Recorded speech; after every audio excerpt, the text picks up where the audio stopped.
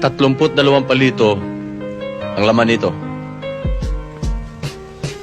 Tayo ito.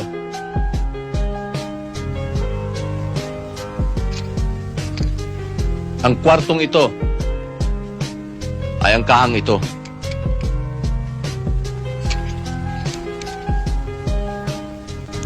Ito ay kayo. May ulo. Pwedeng ikaw, o ikaw. Ang kiskisang ito ay ako.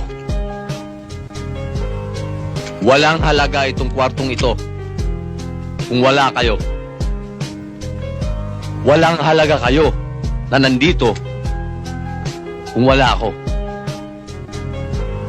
Kailangan ng posporo ang kiskisang ito para magsindi at magkaroon ng silbi. Sa mga katuwid, alin man dito ay mahalaga sa bawat isa.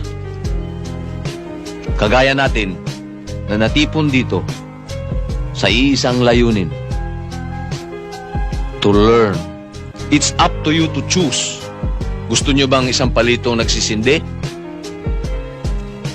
O kagaya lang nito, pangtinga ka lang at itapon.